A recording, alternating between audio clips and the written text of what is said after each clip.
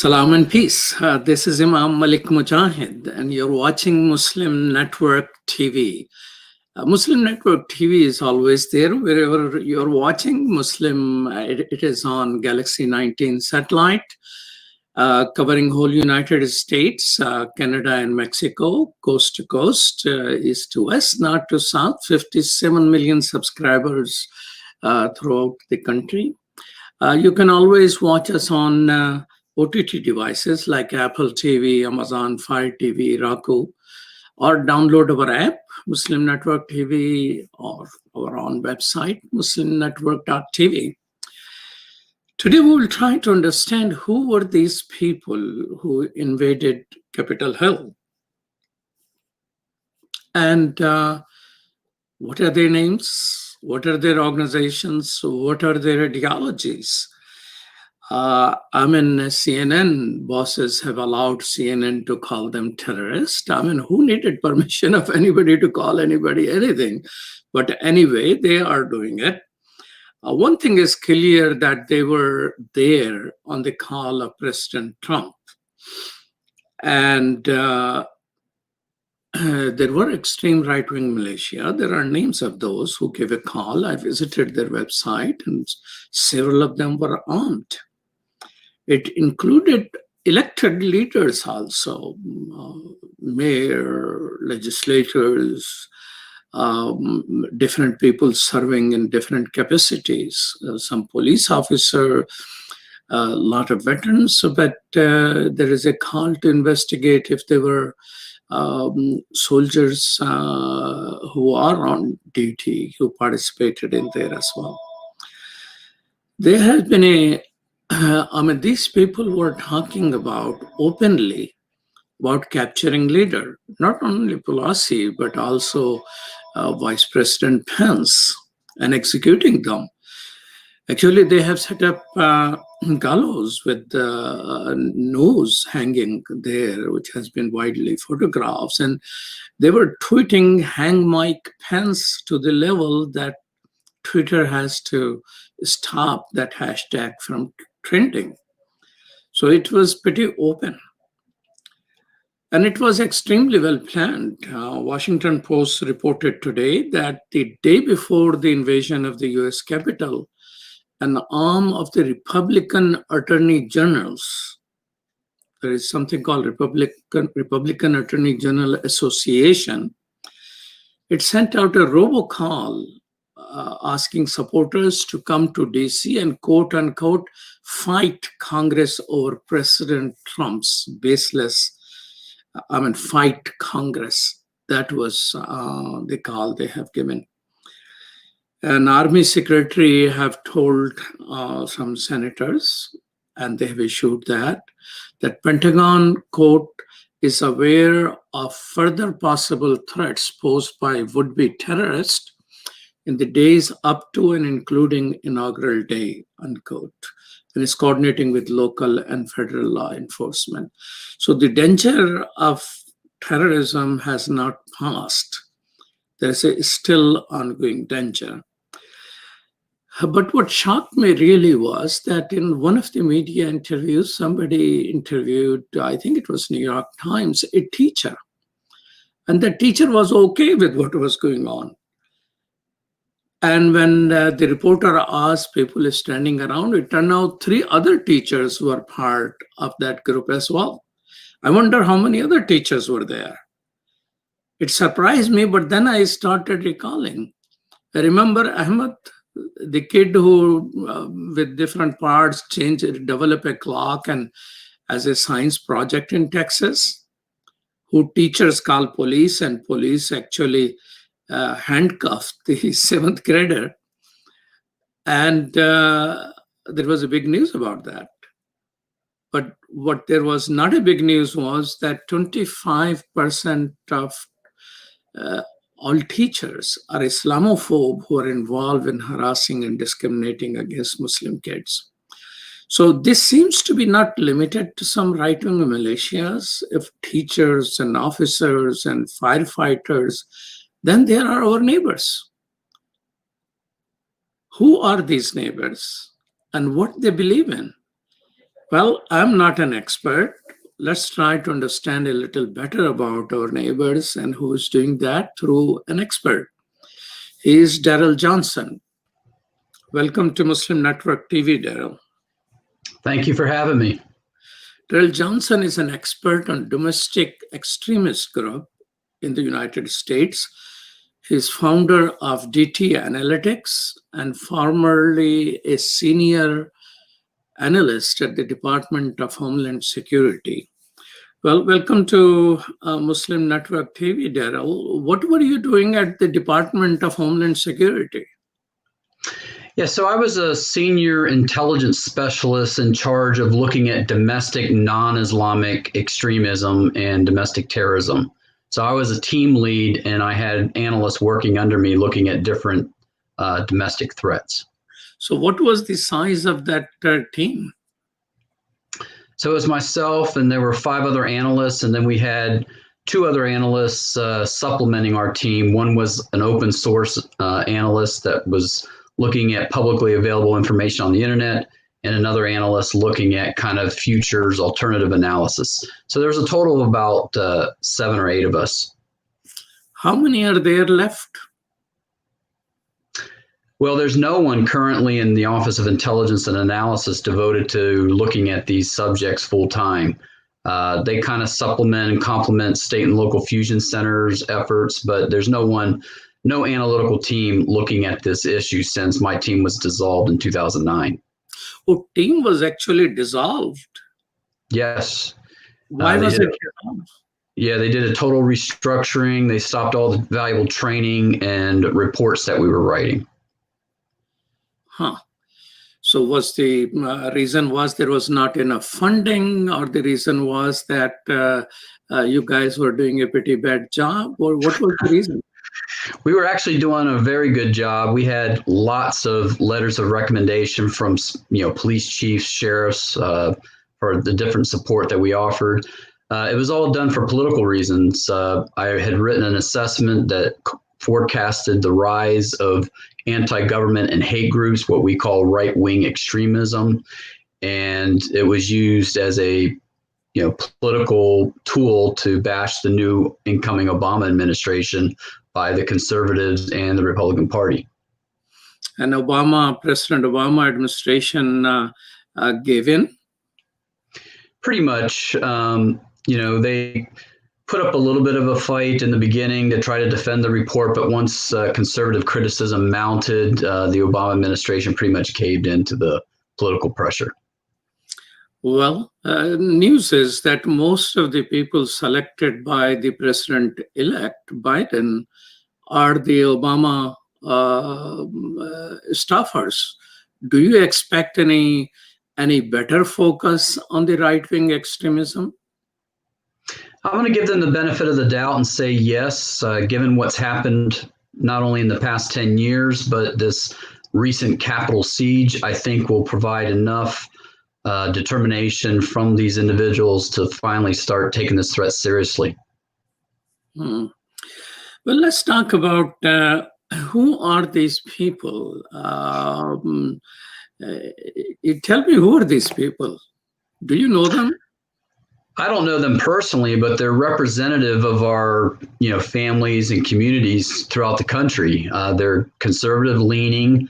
They're very avid Trump supporters, and they've been pretty much brainwashed into thinking that this election was rigged and that there was rampant voter fraud, and they have answered the president's call in coming to Washington, D.C. to defend what they perceive as their constitutional rights being eroded.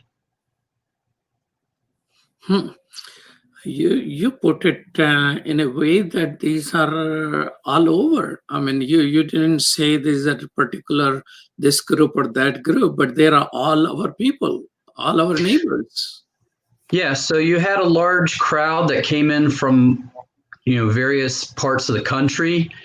And then within this crowd of, people that were concerned, although their concerns were invalid, you had these hardcore extreme elements, representative groups like the Oath Keepers and the Three Percenters and people that adhere to the QAnon conspiracy theories.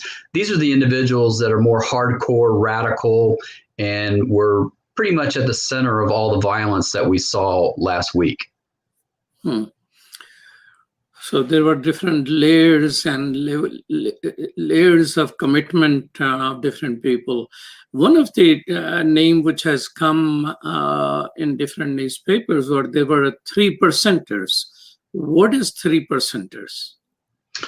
So 3%ers are a segment of the modern day militia movement. These are paramilitaries that, arm themselves, conduct paramilitary training.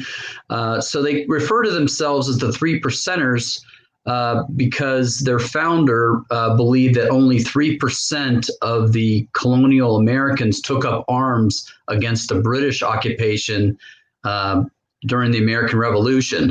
Now, this fact has never been substantiated by historians, but their belief is that they represent the 3% of modern day Americans that are taking up arms against the tyrannical U.S. government. Okay, so when were they founded? Any idea?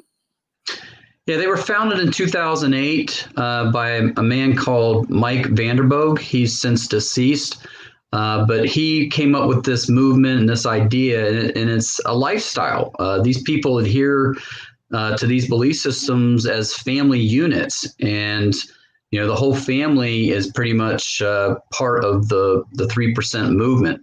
They have various chapters across the United States. In fact, there's been some splintering among the groups. So there's different factions within the 3%er movement, but it's representative by thousands of people across the United States. Oh, they definitely have a lot following, because I was looking at Alexa, which is a Amazon company, about the ranking. Their website ranks at 118,000 level in the United States, so a whole lot of people visiting it. So are they focused in a particular part of America, or they're scattered? They are representative throughout all 48 continental United States and even Alaska. They did have a large social media presence, so even the numbers that you're citing are just websites.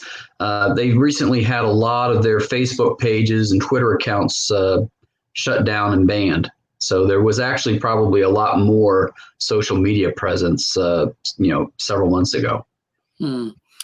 So you mentioned that they started 2008.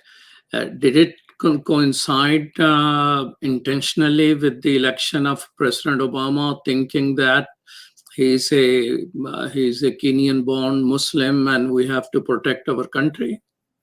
Absolutely. And along with that, Barack Obama was a Democrat. And so these militia groups are very fervent about their Second Amendment rights, and they always fear that when a Democrat comes into power, that's going to lead to new gun laws and gun restrictions and even gun confiscations. And so a lot of fear and paranoia within their belief system centers on the Democrats taking their guns away. Yeah, I remember at 2008, 2009, there was a historic spike in terms of people purchasing guns, and same thing's happening now, by the way. I mean, I was there to get my car fixed, and he's an African-American mechanic, and he was armed, and he got license, his mother got license, his sister got license, and they're saying, oh, it is very difficult to find ammunition nowadays. I say, what? I thought you're not into these things. Say, well, you got to protect yourself. So it seems now not only the right wing, but I mean, this guy is absolutely non-political, but the people's sense of insecurity seems to be spreading beyond the ideological ranks, it seems like. Now, so these 3%ers were present in the, I read some newspaper report that they were present in the invasion of Capitol Hill. Yeah, so you can tell some of these people by the symbols that they wear on their clothes or flags that they may be flying. So there's a whole symbology that goes along with these different extremist movements. So the three percenters, some of the symbology that's associated with them is the Roman numeral 3, which represents the 3%. Sometimes the Gadsden Minuteman flag, that yellow flag with the snake coiled up that said "Don't tread on me," is also affiliated with three percenters, as well as militia members and other anti-government groups. You're watching Muslim Network TV. This is Imam Malik Mujahid. I'm talking with right-wing extremist expert Daryl Johnson, whose department was just simply, whose section in the Homeland Security to watch was shut down when President Obama's administration caved in because they were reporting about these people. We'll be right back after these messages.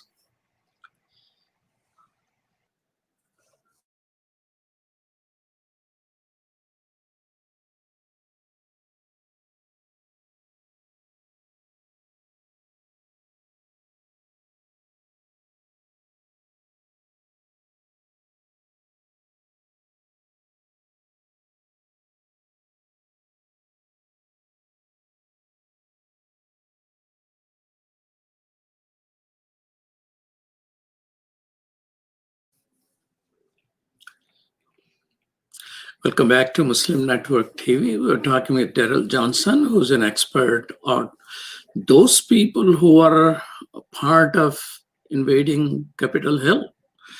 There is another group which was standing there. They had this olive drab shirts, helmets and patches, and saying "Guardian of the Republic" and "Not on our watch" and things like that. Oath keepers. Who are Oath Keepers? So Oath Keepers is an anti-government group that was founded in April 2009.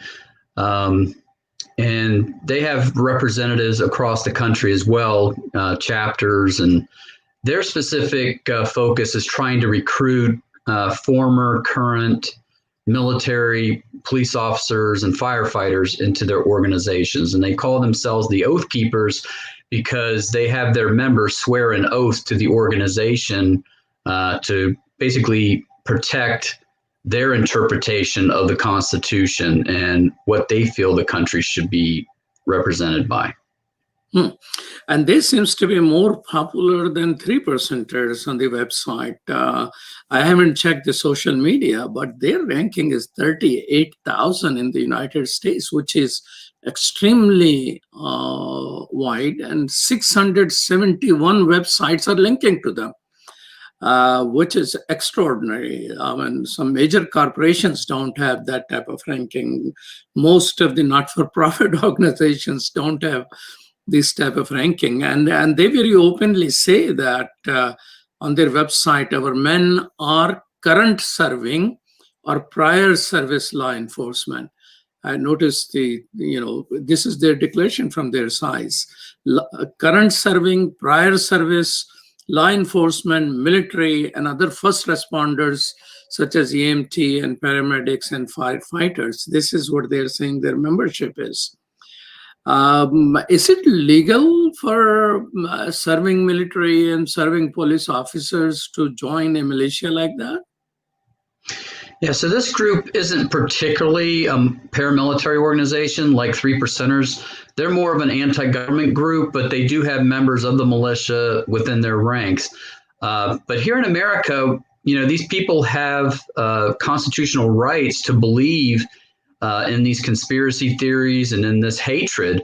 And so for a long time, they hide behind the First Amendment protection of free speech. And a lot of police and military organizations haven't taken any action towards them. But as we've seen this summer with all the social unrest related to social injustice, now we've seen this riot at the Capitol, this insurrection, and these people participating in it. It really points to the fact that should these people who are empowered to police our streets and to protect our nation, they're trained in firearms and other types of weapons, whether these people are trustworthy to hold these positions, and whether or not they should have security clearances.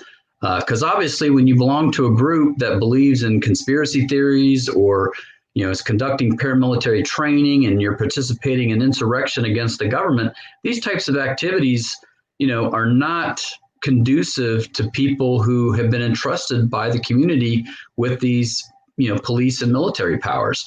So I would encourage, the military as well as police departments to look at these individuals, not from a criminal standpoint, but from a, insider threat, counterintelligence, operational security concern.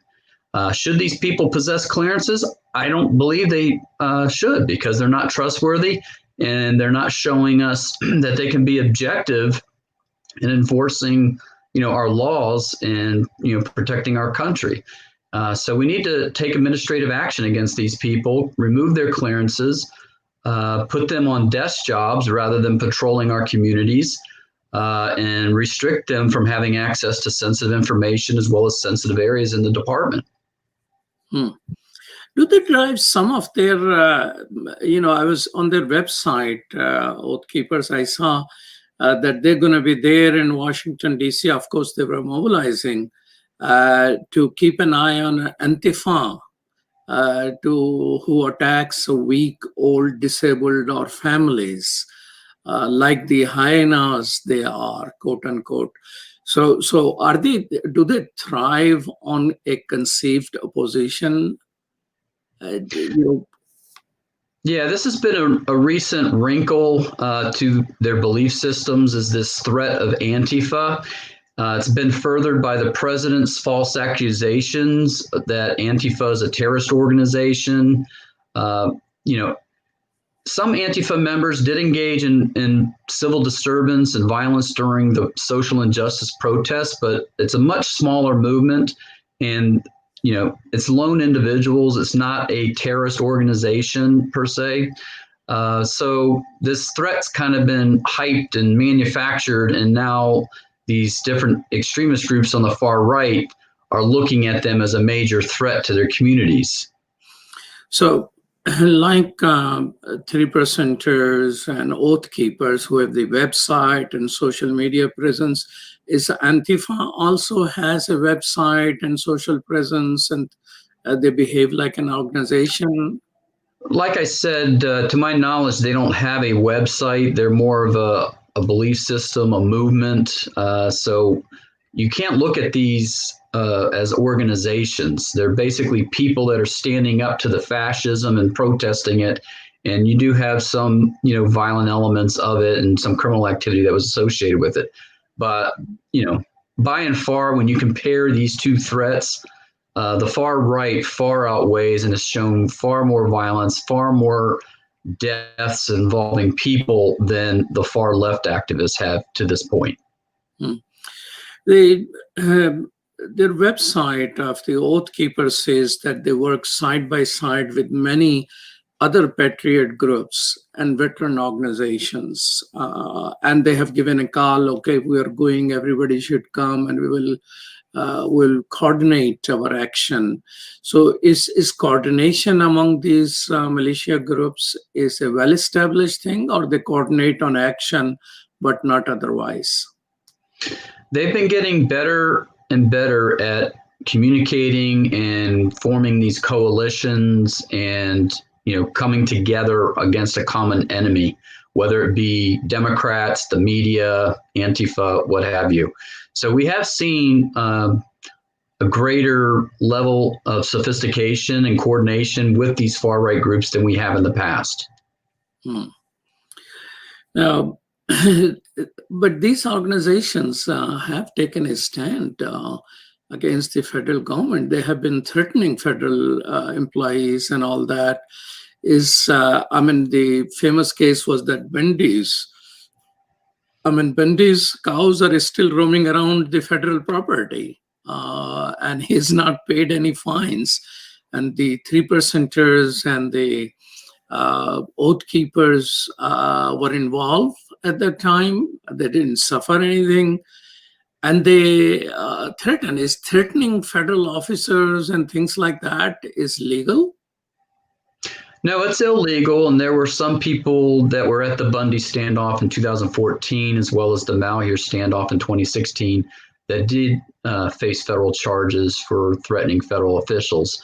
But as you state, Cliven Bundy himself, who remains a figure in the far right, as continues to instigate and call for action against the government, and we're going to be seeing this type of stuff in the near future for the next few years.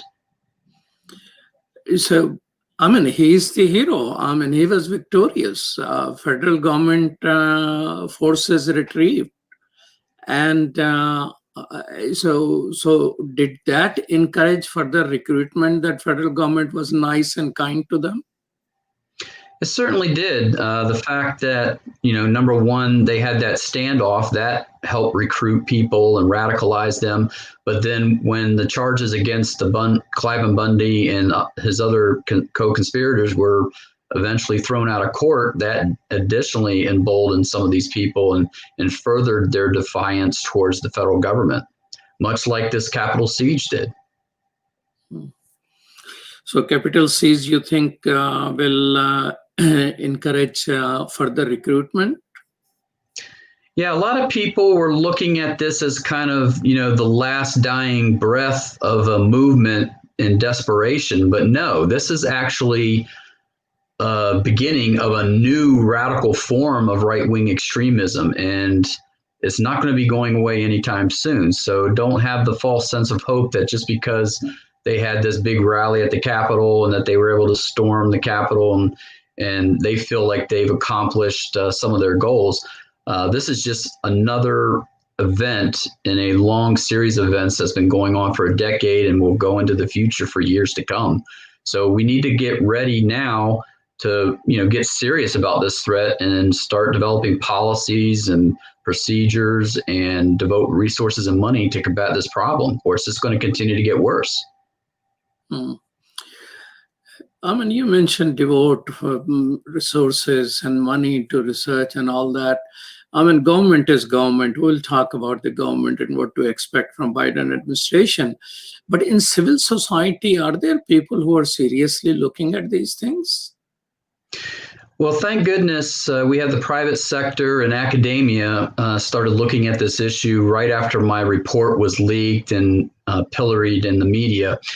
We started getting more interest in academia, and non-government think tanks started looking at this. And so we're developing better capabilities to kind of fill in these information gaps that we weren't aware of, like funding and how they're organizing and how they're networking with each other and how they recruit and radicalize. So that's about the only good thing that's been happening, because the federal government really hasn't taken this threat seriously until last year. I mean, when you say federal government hasn't taken this threat seriously until last year, but there were reports, FBI, I think, saying that the right-wing terrorism is number one, or domestic terrorism is a number one threat and things like that. So they're part of the government. So is it the same situation that one part of the government doesn't know what other part of the government doing? Well, the FBI, they're a federal law enforcement agency, and they did come out on the record in 2019, finally stating that this is a national security threat. I called that threat out back in 2009, and we had a decade where basically everybody ignored the problem, downplayed it, tried to dismiss it, and hoped that it would go away. But it's just grown stronger year after year, plot after plot, attack after attack. So finally, the FBI recognizes this in 2019. I think that was a little bit too late, but at least they did acknowledge it, and they're starting to do something about it now. We need other federal agencies, as well as our legislators, the president, our state governors. Everybody needs to get on board and acknowledge this threat and bring all resources to bear on this problem so that we can repel it and try to get our society back to normal. You're watching Muslim Network TV. This is Imam Malik Mujahid. I'm talking with Daryl Johnson, who is an expert on those people who invaded the Capitol. We'll be right back after these messages.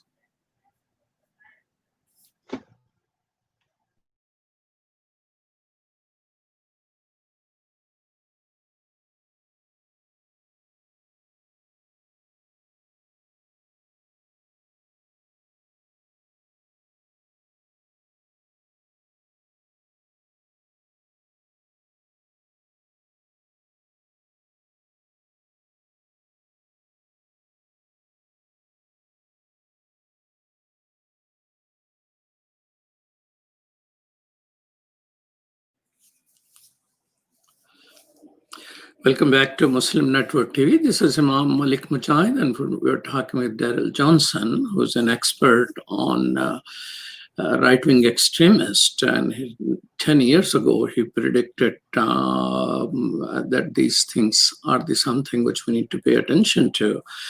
In terms of ideology, I like to understand different parts of this ideology. Oath Keeper's website says, help us, I'm quoting, help us defend the Constitution against all enemies, foreign and domestic. So this thing comes because they believe that the federal government itself is not enough to protect the Constitution against all enemies. What are the basis of this thought in these groups? So you got to remember, these individuals have a different interpretation of what the Constitution is to them. It's not representative of what the country feels, and it's only representative of predominantly white America, Judeo-Christian beliefs. So they feel that, the government, through its policies, expanding rights to minorities, letting, immigrants come into the country, allowing Muslims to worship freely, that these are threats to what their perception of the United States and democracy is. And like I said, it's a false notion that's basically built on a patriarchal, misogynistic viewpoint of America, as well as a Christian America. They don't look at it as the melting pot where there's people from all countries, cultures, and religious backgrounds to come together and unite. They want a predominantly white America based on Judeo-Christian values, and stop immigration from coming in and stop the browning of America. You mentioned Judeo-Christian values a couple of times, but there were people with anti-Semitic messages there. One was wearing this phrase on his sweatshirt, Camp Auschwitz. And so there is a mix of anti-Semitic people in there as well. Yeah, so we did have white supremacists and anti-Semites attending this rally, and they're also part of this, broad movement of right-wing extremists as well. And but probably one thing common among them is being Islamophobes and anti-Muslim. Yes, that is at the heart of particularly the anti-government and the white supremacist groups, is this notion that Muslims are here in America, they're increasing in numbers, they're building mosques in our communities, soon they're going to be implementing Sharia law. These are the misperceptions and conspiracies that are out there that fuel this Islamophobia. So do you think that Muslim community need to be more concerned about the right wing and their ideologies in terms of their personal security or security of their properties? Definitely. White supremacists, hate all races and people, but in particular, the 3%ers pose a unique threat to the Muslim American community because they have a lot of returning veterans that have fought in Afghanistan and Iraq, and they come back with these preconceived notions about Islam and Muslims. And they are the ones that have been targeting and actively carrying out attacks and plotting attacks against Muslims.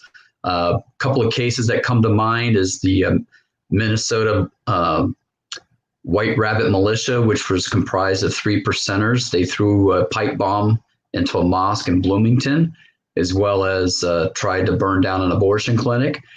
We also had the Crusaders Militia out in Kansas a few years ago that was caught plotting to detonate a vehicle bomb at a Somali immigrant apartment complex, predominantly Muslim Americans there. We've also had armed protests held at mosques conducted by the 3%ers. So, I would encourage, Muslim leaders as well as, Muslim followers here in America to be aware of your surroundings. And if you have a 3%er militia in your community, that definitely bears watching, and you should be working with your local law enforcement as well as the media to form lines of communication, establish relationships of trust to kind of keep an eye on these types of threats in your community. There was one mention that these people who invaded, many of them believe that Trump is God's way of preparing for the rupture. So what is that? Yeah, so a lot of these right-wing extremist groups have radical interpretations of scripture. They believe that they're living in the end times. They believe that Christ's coming is soon, and so they feel that they have a part in hastening preparation for Jesus Christ's return. And so there's a lot of Christian fundamentalist beliefs within these right-wing extremist movements, and sometimes they use the Bible to justify criminal activity and violence. Daryl, one of the things which, one participant who became very prominent is because she was killed by a police officer and she was trying to enter the area where congresspersons were there, and police officer first tried to block. Finally, they probably were tired or hurt. There's videograph that all those three officers who were in front of the mob and the door was behind them left. And then when they came bombing, there is a excuse me, police officer who shot, and Miss Babbitt. So one thing unique about her which has come out is of course, she was a young person, 35-year-old, probably 15-year veteran of the Air Force, but she was an Obama voter. So it seems that she was not a racist person. I mean, she voted for a person who was accused of being born in Kenya and accused of being Muslim, none of that being true. And she keep mentioning that, and she defends that Obama did this good and that good. How that a person like that is transformed into a person who is taking a leading role in this invasion of Capitol Hill? It just goes to show you how people can be recruited and radicalized any number of ways. I mean, I'm sure the authorities, when they look at this incident, the shooting, and they do a background investigation on who Ashley Babbitt was, they'll find out that there was somebody in her life that was influential and likely brought her into this movement, or she could have been introduced, through the propaganda on the internet. But these people, that get sucked into these different extremist movements and, this disinformation that the Trump administration have been putting out about the rigged election and voter fraud. People have very, passionate opinions about these false claims. And so they get kind of consumed into this, world of conspiracy theories and disinformation. And because they love their country so much, they take action because of it. And it's unfortunate that, these people, get introduced to this type of stuff and get actively involved in it to the point where they do things that they normally wouldn't have done. And it cost this young woman her life. Yeah, she seems to be a very passionate person and paid with her life for all of that. I mean, I don't want to sound sympathetic to somebody who is invading, but a young person, 5 people died during this thing, and including an officer who was beaten to death by these people, and who was by the way, that police officer was a Trump voter, a supporter of Trump, a Republican who will write to Congressperson who was a Democrat, politely insisting on his views, a good human being who was a Republican and Trump supporter, was beaten to death by these people. So they say that this lady, Miss Babbitt, was, through QAnon theories, she bought into that Trump is destined to take care of this cabal of child abuser and Satan worshipping Democrats What is this thing about child abuser, satanic? I mean, first define what is QAnon.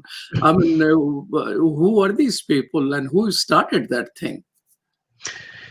Yeah, so the media has done some investigation and determined that there's like 3 or 4 people that were involved in spreading or starting this QAnon conspiracy theory. What it is it's a conspiracy theory by this person that they call Q because he supposedly has this high level clearance in the government called a Q clearance, and he's remained anonymous. And so that's where the Anon part of the QAnon conspiracy comes from, is this Q person that's anonymous who's supposedly leaking inside information from the government about impending arrests against Democratic leaders, these false allegations that there's this secret pedophile network within the Democratic Party, that they're secretly being led by satanic influence to take away our rights and erode our Constitution and turn us into this socialist communist type government. So there's all kinds of little, what they call Q drops, which is this inside information, these, disinformation really, about these secret going-ons in the high levels of government that they're sharing with the general public. And so it creates this atmosphere that these people are getting this firsthand information from this high government ranking person with this special access to information. And so it really comes across as something that sounds credible, and people are gullible and they believe anything. So Q is some type of existing government category of high level clearance. And they believe there is somebody in the government with that clearance who gives them information to mobilize the people to be true patriots, supporting the government, deal with the bad guys who happen to be all Democrats and they're all child molesters and oh boy. So, yeah. And so as you can imagine, people are very passionate about protecting children's rights. And when you make these types of allegations, it can really tug at somebody's heart and mind to get them really committed and involved in these types of things. But like I said, the media's investigated it. They've linked it back to these 3 or 4 individuals who basically set up the websites and were communicating this information from this anonymous person. They've still yet to identify who Q actually is, or whether this person is just a figment of these 3 individuals' imagination. So 3 individuals are known individuals, but who is Q is unknown. Right. It could be a fictitious person that these people invented, or it could actually be another person that's, making up these lies and spreading this disinformation. That's amazing. But there are publicly elected people. I mean, this Derek Evans guy, who was the Republican elected officers in the West Virginia, who just lost, who had to resign because of he was live streaming what he was doing. So do you think all of them are influenced by QAnon ideology, or it is a different variation of people? Right. Not everybody in the Republican Party or conservatives adhere to this belief system. It's the more radical people. And in fact, there were, I believe, close to 80 different individuals across the United States running for political office on this past election that adhered and openly admitted that they adhered to this QAnon conspiracy theory. I must say that the FBI, because of some of the actions by some of these QAnon followers adhering to this conspiracy theory, has determined that QAnon is actually a domestic terrorist threat that's growing in its level of danger. And we saw that not only with some of the past plotting and activities by these people, but with their recent participation in this Capitol insurrection. But their website and these things are still active, or there is some action taken on that? They have websites and social media that spreads the conspiracy theory. Facebook just recently did a major purge, as well as Twitter, of trying to get rid of these accounts that spreads this ideology. But, they've got other ways to communicate, and they'll just migrate to another platform and regather there. And so this information leaks out in different forms, whether it's through emails, on social media or a website, and then people propagate it on their own personal social media and websites and by word of mouth. And so it's really kind of difficult to, totally get rid of it, because if people believe in it, they're going to find a way to communicate about it. Mm. Tell me a little bit. I mean, I'm curious, although this was just a couple of people who are doing that. There was a shirtless man wearing face paint and, horned hat and all that. What does that symbolize? I mean, I saw 3-4 people who have this type of fur with them. Are they symbolizing some type of pioneer spirit or something?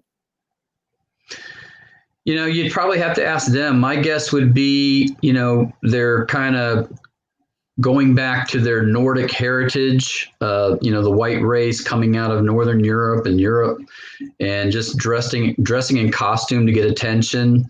But I personally don't know what the motivations or personal beliefs of those individuals wearing those types of costumes. We saw other costumes present, like people dressing in colonial America, people dressing like military personnel and things like that.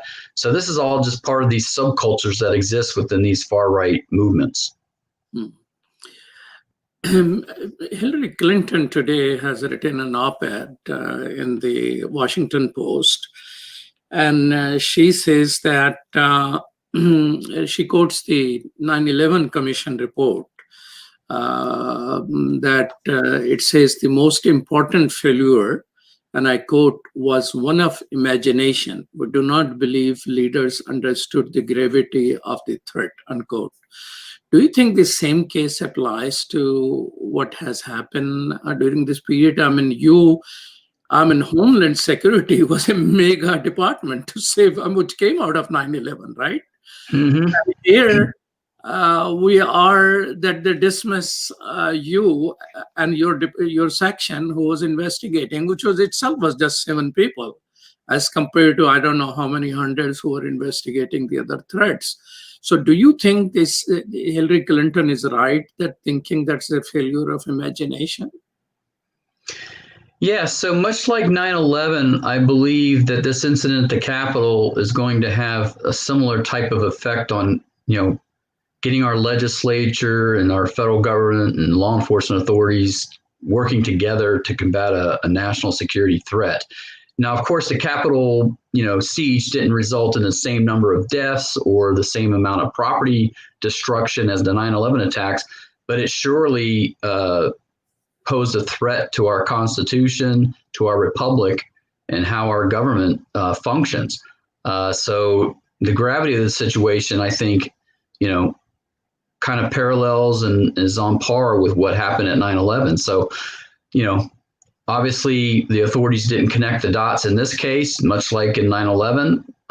There was plenty of chatter about violence that was going to occur, but yet, there were institutional biases and, jurisdictional infighting that prevented these authorities to have enough physical protection and countermeasures in place to mitigate the threat. So, I think it is a watershed moment, and we're going to be looking back on this moment, a decade from now and say, this is the moment that we all, had the resolve to finally recognize this threat and do something about it.